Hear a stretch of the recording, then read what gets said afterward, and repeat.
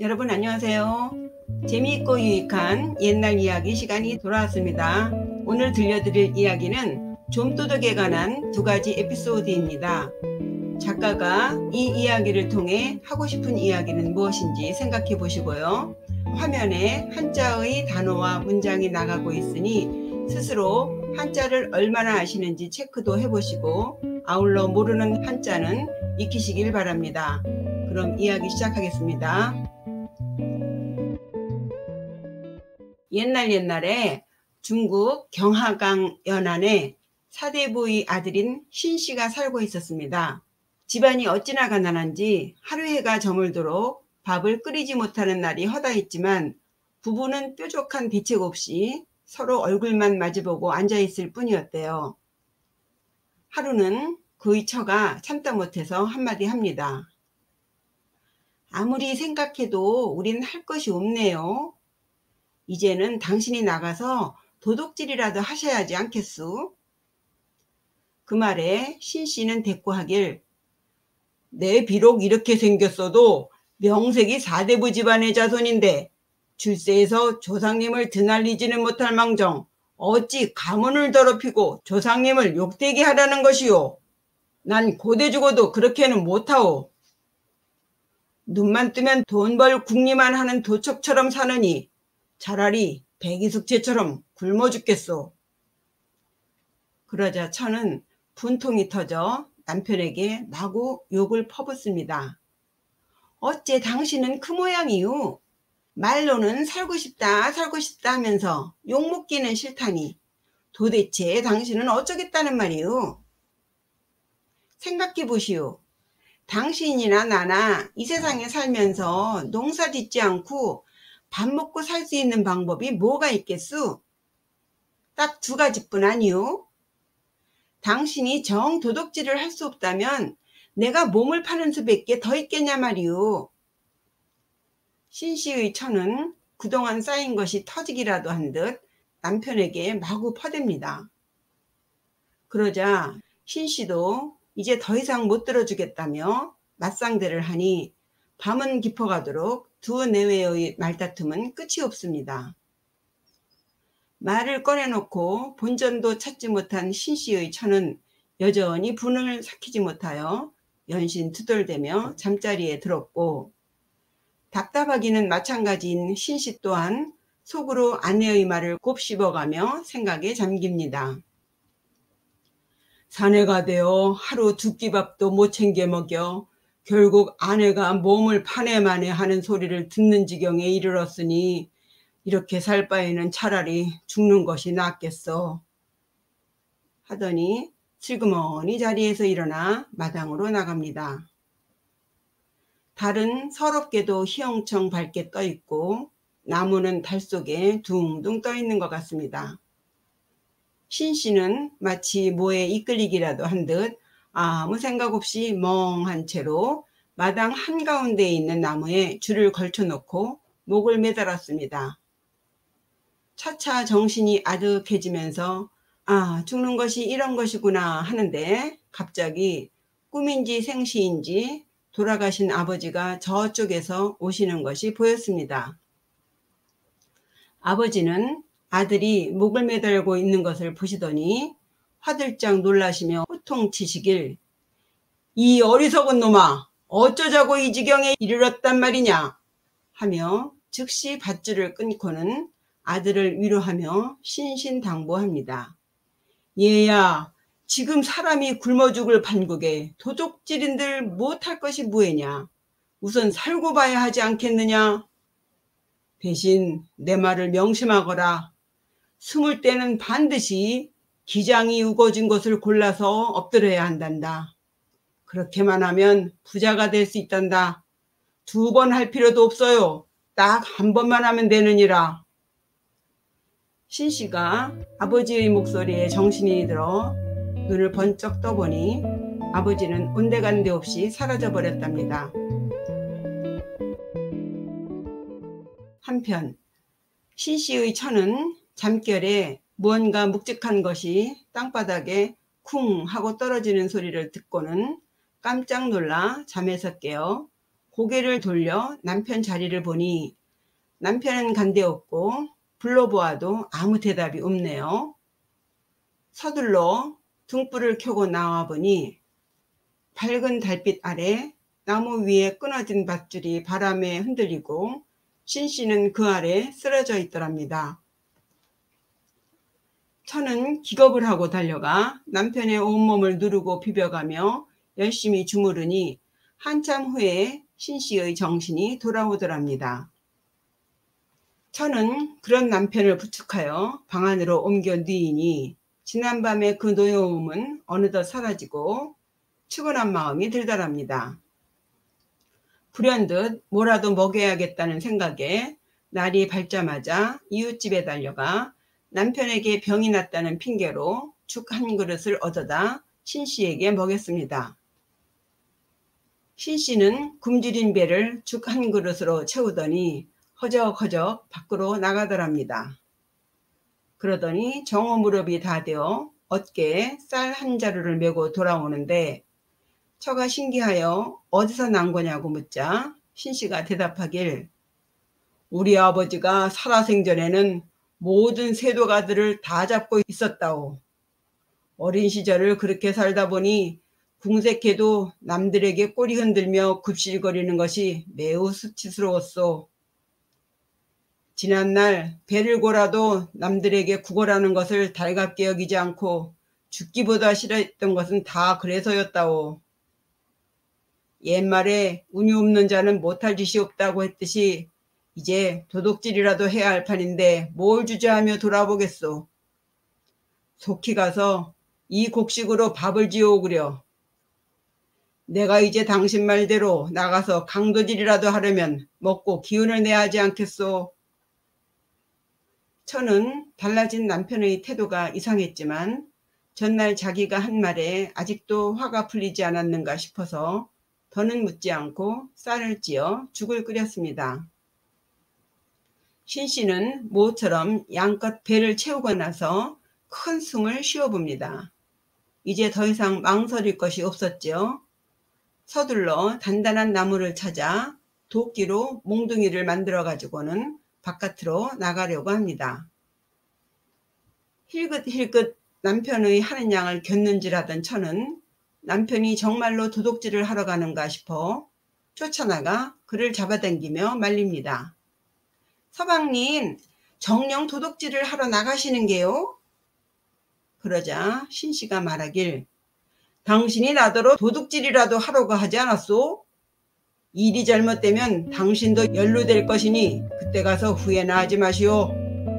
하고는 매달리는 아내를 뿌리치며 그의 옷소매를 잡아 빼고 나갔습니다. 그렇게 집을 나선 신씨는 발걸음이 내키는 대로 가다 보니 해가 저물 쯤 되자 이웃 마을에 이르게 되었습니다. 그는 비몽사몽간에 아버지로부터 들은 이야기를 상기하며 마을에서 한마장쯤 떨어진 기장 숲속에 들어가 몸을 숨기고 엎드렸습니다. 그런데 그때 갑자기 폭우가 쏟아지더랍니다. 순식간에 그의 온몸은 흠뻑 젖고 말았겠죠. 비를 피할 곳을 찾아 주위를 둘러보니 저 멀리 무성한 수풀이 보이더랍니다. 급히 그곳으로 막 달려가려는데 또 갑자기 번갯불이 번쩍하며 온 천지사방을 훤히 비춰주더랍니다. 그 순간 주위를 둘러보니 그는 이미 이웃마을 어느 집의 담장 가까이에 닿아 있더랍니다. 그리고 또 그때 그 순간 저쪽 멀리서 누군가 길을 가고 있는 사람이 보이더래요. 신씨는 그 행인에게 들키지 않도록 얼른 몸을 숙이면서 다시 담장 아래 기장이 무성하게 자란 쪽으로 뛰어들어가 쪼그리고 앉았습니다. 그는 죽은 듯이 숨을 죽이고 귀를 기울여 봅니다. 잠시 후 몸집이 대단히 우람한 한 사내가 이쪽으로 오는 소리가 들리네요. 보아하니 그 역시 기장 수풀 속으로 몸을 숨깁니다. 신씨는 무서워 사시나무 떨듯 몸을 덜덜 떨면서 꼼짝하지 않고 있는데 다행히도 그 사내는 다시 일어나 밭고랑을 따라 계속 걸어가더랍니다. 신씨는 다시 숨을 죽이며 계속 그 사내의 뒤를 몰래 엿보니 글쎄 그 사내가 담장 위를 넘어가더래요. 신씨는 그 담장 안이 바로 부자인 항신의 저택이란 사실을 알고 있었기 때문에 마음속으로 저놈은 분명 양상군자임에 틀림없어. 저놈이 물건을 많이 훔쳐가지고 나오면 나는 여기 엎드려 기다리고 있다가 그것을 빼서 한몫 챙겨야겠다 라고 마음을 먹습니다. 그런데 다시 가만히 생각해보니 그 놈은 얼핏 봐도 몸집이 크고 건장해 보이니 힘이 장사일 것이고 좋게 말한들 물건을 내주지 않을 것 같아요. 그러다 보면 분명 서로 육박전이 벌어질 것인데 스스로 생각해도 자신의 힘은 보잘것이 없으니 도저히 저놈과 대적할 만한 상대가 아닙니다. 그렇다면 차라리 놈이 방심할 때 빈틈을 봐서 한 번에 때려 눕히는 것이 훨씬 나을 것이라고 생각합니다. 그렇게 플랜 A, 플랜 B 하며 모든 계획을 다 짜고 나서 신씨는 엎드린 채 오로지 그가 물건을 많이 훔쳐가지고 나오기만을 기다렸습니다. 얼마나 기다렸을까요? 눈을 비벼가며 간신히 졸음을 참고 있는데 얼추 새벽닭이 울 때쯤 되었다 싶은 그때 그 거한이 담장을 넘는 소리가 들리더랍니다. 신씨는 벌떡 일어나 잽싸게 달려갔습니다. 그리고는 놈의 다리가 채 땅바닥에 닿기 전에 깎아 만든 몽둥이로 그의 허리뼈를 정조준하여 정확하게 힘껏 내리쳤습니다. 그러자 컥 하는 소리와 함께 거한이 순간 앞으로 획 고꾸라지면서 땅바닥에 엎어지는데 이게 웬일인가요? 어둠 속에서 가만히 들여다보니 그 거한의 주둥이가 화분만큼이나 부풀어져 있는 것이 영락없이 거북이더랍니다. 이게 꿈인가 생시인가 싶어 두 눈을 비벼가며 보고 또 보아도 그것은 어마하게 큰 거북이였습니다. 신씨는 두렵고 무서운 마음이 들어 마구마구 몽둥이를 휘둘러 놈은 마침내 거품을 물며 뻗어버렸어요.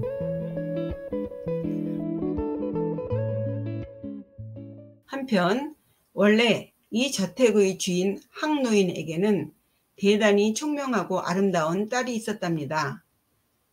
노인 내외는 어렵게 얻은 그 딸을 매우 애지중지했겠지요. 그런데 어느 날 밤 한 사나이가 딸의 방 안에 들어서더니 바짝 다가가 그 처녀를 범하려 합니다.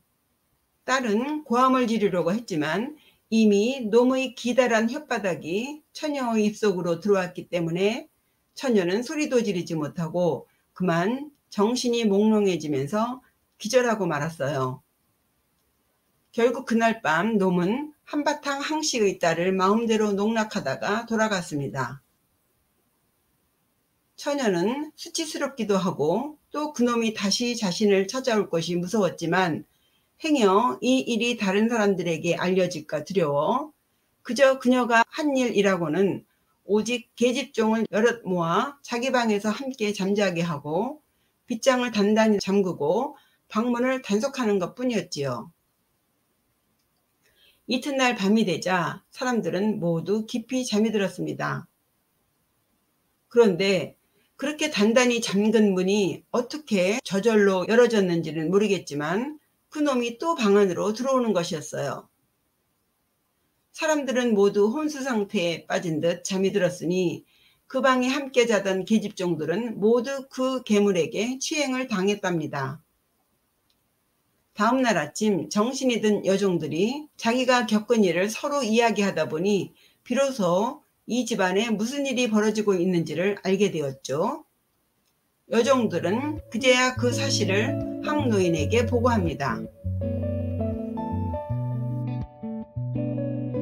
다음날 밤 항노인은 식솔들에게 모두 무기를 들고 규방을 에워싸게 하고 안에 있는 사람들은 모두 촛불을 밝히고 앉아있게 하였습니다. 그러나 다시 한밤중이 되자 집 안팎에 있던 사람들은 모두 일시에 스르르 잠이 들어버렸어요. 한동안 고요한 정막이 흘렀죠.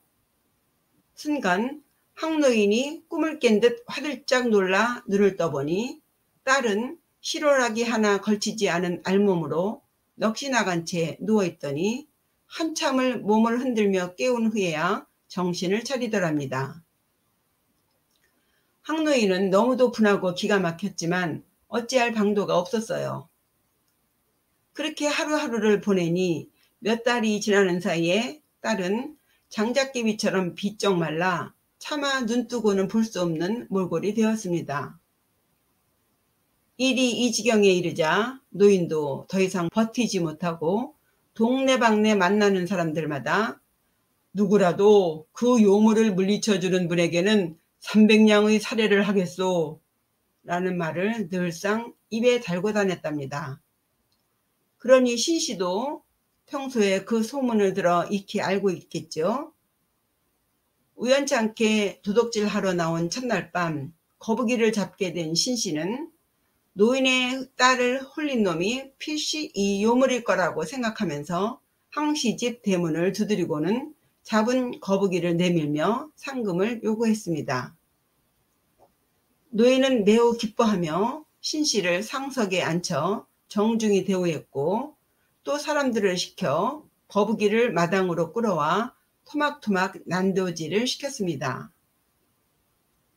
과연 그 거북이가 항씨의 딸을 농락한 괴물이었는지 신씨는 그날 밤 그 집에서 하룻밤을 더 묵었지만 괴물은 다시 나타나지 않았답니다. 해서 항노인은 약속대로 신씨에게 300냥의 돈을 주었습니다. 신씨는 의기양양하여 돈을 등에 짊어지고 집으로 향했죠. 한편 신씨의 처는 남편이 도둑질하겠다고 나가서는 이틀밤이나 돌아오지 않자 초조한 마음으로 연신 바깥쪽만 내다보고 있던 참이었어요. 그녀는 저쪽 마을 어귀에 남편이 돌아오는 것이 보이자 황급히 달려나가 그동안 어디 갔었느냐고 종주먹을 댑니다.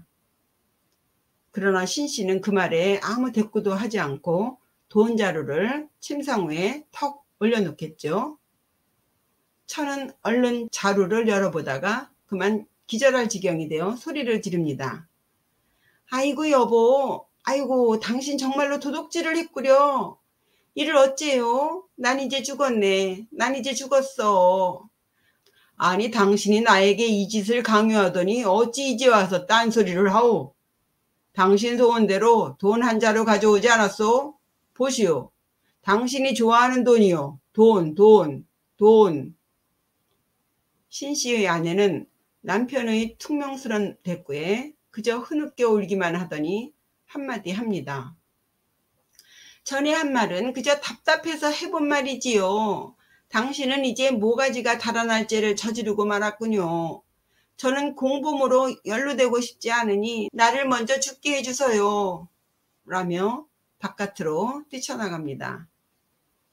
그러자 신씨가 쫓아나가서는 웃으며 아내를 돌려세워 방 안으로 데리고 들어와서는 그간의 사실을 하나하나 들려주니 처는 그제서야 한박 웃음을 웃었답니다.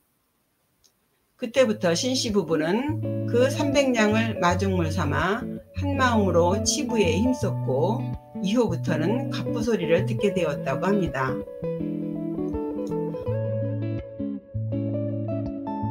어떠신가요? 가난이 죄가 되어 죽기를 결심한 신씨가 우연히 괴물 거북이를 잡아 그 선행으로 가난을 면하게 된 이야기 들어보셨습니다. 이 이야기와 관련하여 두 번째 좀도둑 이야기 들어보세요. 옛날 어느 고을에 모을이라는 가난뱅이가 살았답니다. 어찌나 가난한지 섣달이 다 지나 세모가 닥쳐오도록 변변하게 입을 옷 한 벌이 없었답니다. 한 해를 보내고 새 해를 맞이하자니 걱정이 이만저만이 아닌 모을이 혼자 고민하다가 아내에게 기뜸도 안 주고 몰래 몽둥이를 깎아들고 밖으로 나섰습니다. 그는 인적이 드문 무덤가에 가서 몰래 무덤 뒤쪽에 숨어 있다가 혼자 길 가는 사람이 오면 그의 것을 빼앗아야겠다고 작정을 합니다. 그러나 어찌된 것이 눈이 빠지게 기다려도 사람의 그림자라곤 구경조차 할 수 없고 쭈그리고 앉아있자니 다리도 아파오고 솔숲에서 불어오는 찬바람은 뼛속까지 스며들어 더 이상 견딜 수 없는 지경이 되었습니다. 집에서 자신을 기다릴 아내 생각도 나고 슬슬 강도질 하려던 생각도 후회가 드네요. 이때 갑자기 어떤 사람이 허리를 굽히면서 그가 있는 쪽으로 다가오더랍니다. 모울은 드디어 왔군 하며 조아라 몽둥이를 집어들고 불쑥 길가로 뛰쳐나갔습니다. 에이놈, 꼼짝 마라. 죽고 싶지 않으면 가진 것 모두 내놓거라. 자루를 짊어지고 힘겹게 걸어가던 노인은 느닷없이 강도를 만나자 길가에 서서 두 손을 싹싹 빌며 그에게 애원합니다. 아이고 강도님, 제 몸에는 값나가는 물건이 없습니다요. 집안에 양식이 떨어져 이제 막 사위집에서 겨우 쌀 닷대를 구워가는 중입지요. 그래, 그렇다면 네가 입고 있는 솜저고리라도 벗어줘야겠다 하며 모울은 노인의 쌀자루를 빼앗고 또 노인이 입고 있던 솜저고리도 벗기려고 합니다.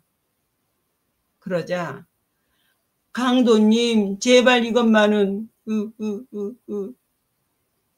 노인은 한사코 자신의 사정 이야기를 해가며 애걸합니다. 가만히 그 이야기를 듣자 하니 되려 쌀자루도 돌려줘야 할 판이네요. 모울은 늙은 노인이 가여워져서 그를 놓아준 뒤 쌀자루만 짊어지고 돌아왔습니다. 모울이 쌀자루를 등에 지고 집문을 들어서자 아내가 달려들며 어디서 난 쌀이냐고 묻네요. 노름빛으로 빌려줬던 것 받은 것이요. 그는 얼른 거짓말로 대답합니다. 모울은 오랜만에 아내가 지어준 흰 쌀밥을 배부르게 먹고 방 안에 대자로 누워 곰곰이 궁리해 봅니다.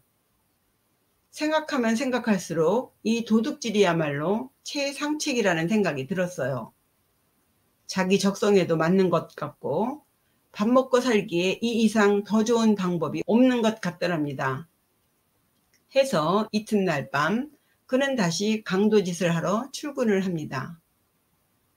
어제 그 자리에 가서 앉아있자니 오늘은 재수가 좋은 날인지 기다린 지 얼마 되지도 않았는데 저쪽에 사람이 나타납니다. 옳다구나 하고 얼른 고개를 숙이고 숨어서 보자니 이 사람이 손에 몽둥이를 들고는 자기와 마찬가지로 무덤 사이에 숨는 것이었어요. 가만히 보아하니 몸을 숙이고 있는 폼이며 사방을 둘러보는 폼이며가 영락없이 자기 같은 도둑놈인 것 같습니다. 모울이 머뭇거리며 무덤 뒤쪽으로 걸어나가자 그자가 깜짝 놀라며 묻습니다. 누구냐? 길 가는 사람이다. 그래? 그럼 가던 길 갈 것이지 왜 가지 않고 거기 서 있느냐? 내 자네가 올 줄 알고 기다리고 있었다. 라며 몇 마디 서로 주고받다가 둘은 동시에 자기도 모르게 웃음을 터뜨리고 말았습니다. 그들은 그렇게 서로의 심사를 확인하고는 의기투합하여 배고프고 추운 고달픈 인생사를 나누며 지나가는 과객을 기다리게 되었습니다. 그런데 어찌된 영문인지 밤이 깊어도 걸려드는 사냥감은 없었습니다. 모울은 오늘은 허탕이다 싶어 이제 집으로 막 돌아가려 하는데 그자가 새로운 제안을 하네요. 자네가 이 일을 한다지만 내 보아하니 자네는 아직 햇병아리일세. 듣자하니 앞마을에 딸을 시집 보내는 집이 있는데 한밤중까지 손사 준비를 하느라 온 식구가 녹초가 되었을 것세. 그 집에 가면 뭔가 나올 것이니 나를 따라오세나. 건지는 것이 있으면 자네에게 딱 반 잘라주겠네. 모울은 이게 웬 떡이냐 하며 좋아라 그를 따라가 어떤 집 대문 앞에 이르렀습니다. 담장 너머로는 아직도 쿵덕쿵 쿵덕쿵 떡방아 찢는 소리가 들려오고 있었어요. 그들은 식구들이 잠들길 기다려 숨어 있다가 어떤 사람이 대문 빗장을 열고 물지개를 지고 나오는 틈을 타서 몰래 집 안으로 잠입했습니다. 집안을 두루 살펴보니 북쪽에 있는 건물에만 등불이 밝혀져 있고 나머지는 모두 칠흑같이 깜깜했습니다. 어찌해야 좋을지 주저하고 있는데 그 순간 문득 어느 부인네의 음성이 들립니다. 큰애기야, 동쪽 방을 한번 둘러보거라. 네 혼수가 모두 뒤주 속에 들었는데 내가 열쇠를 제대로 채웠는지 모르겠구나. 예, 어머니. 소녀의 애교 섞인 졸린 듯한 목소리가 들려옵니다. 두 사람은 그 말을 듣자 아, 저기다 하며 빠른 걸음으로 소리나지 않게 동쪽 방에 들어가 어둠 속에서 급히 뒤주를 찾아냈습니다. 그런데 모울이 뒤주의 뚜껑을 열고 바닥을 더듬어 보았지만 밑이 깊어서 손이 닿지 않았습니다. 동행한 사내가 모울에게 지시하길 뒤주 속에 들어가 살펴보게나. 모울은 시키는 대로 뒤주 속에 들어갔습니다. 깜깜한 어둠 속에서 뒤주 구석을 더듬자 보따리 한 개가 만져지네요. 모울은 그 보따리를 위쪽 사내에게 건네줍니다. 사내가 묻길 이게 전부요? 더는 없는 것 같소. 사내는 순간 꾀를 내어 회심의 미소를 짓더니 다시 더 찾아보게 라고 말하더니 얼른 뒤주를 닫고 열쇠를 채운 다음 꽁지가 빠지게 도망가 버렸습니다. 밖에서 열쇠 잠그는 소리에 흠칫 놀란 모울은 힘껏 뒤주 뚜껑을 밀어보았지만 뚜껑은 덜거덕 소리만 날 뿐 꼼짝하지 않았어요. 아, 당했구나. 꼼짝없이 뒤주 속에 갇힌 모울은 참으로 난감하고 다급했지만 뭐 달리 뾰족한 수가 없지요. 그러자 얼마 후 누군가 등불을 밝혀들고 방으로 들어오더니 뒤주를 비추며 중얼거립니다. 어머니가 열쇠를 채워놓으셨군 하고는 나가는 소리가 들리고 이어서 어머니와 딸이 불을 끄고 잠에 드는 소리가 들립니다. 이제 다시 이 뒤주에서 나갈 방법이 없다고 생각한 모울은 피가 바짝바짝 마르며 다급해집니다. 뭔 수를 내도 내야 되겠지요. 찍찍 찍찍 모울은 지새끼가 물건 갉아먹는 소리를 내봅니다. 그러자 딸이 그 소리를 듣고는 어머니 뒤주 속에 쥐가 있는 것 같아요. 그래 쥐가 네 옷을 망가뜨리면 안 되지. 아이고 나는 피곤하구나. 네가 가서 좀 잘 살펴보거라. 딸은 옷을 추슬러 입고 나와서는 열쇠를 풀고 뒤주를 열었습니다. 모울은 이때다 싶어 순간 맹렬하게 돌진해 나갔고 딸은 놀라서 땅바닥에 나가 자빠졌어요. 모울은 얼른 빗장을 열고 번개처럼 달아났습니다.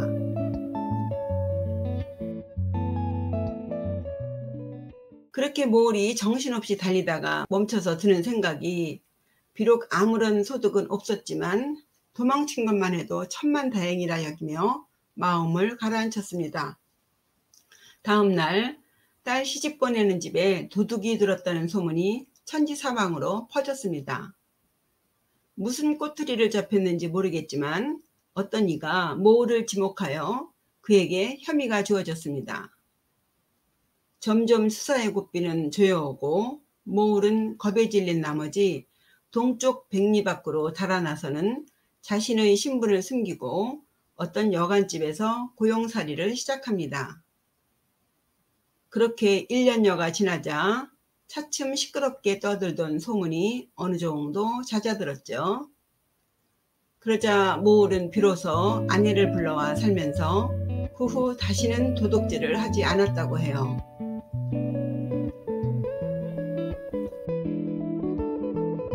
이상으로 좀도둑에 관한 2가지 이야기 들어보셨는데요. 어떠신가요? 재미있으셨나요?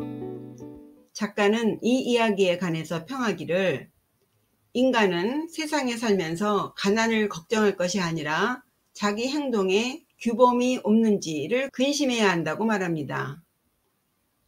행실이 단정한 사람은 설사 굶는 일은 있어도 죽지는 않는다고 해요. 누가 도와도 돕는다는 것이죠. 이익 앞에서 의리를 잊고 먹을 것을 보면 부끄러움을 모르는 자는 그 누구도 한 푼어치의 동정도 하지 않는 바 귀신조차도 돕지 않는다고 말합니다.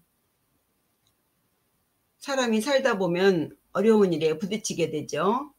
그럴 때 좋지 않는 마음을 먹는 것은 인지상정일 것입니다.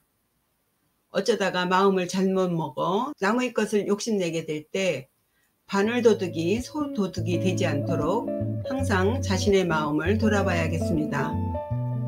그럼 이상으로 좀도둑에 관한 이야기 마치겠습니다. 다시 또 재미있는 이야기로 돌아올게요.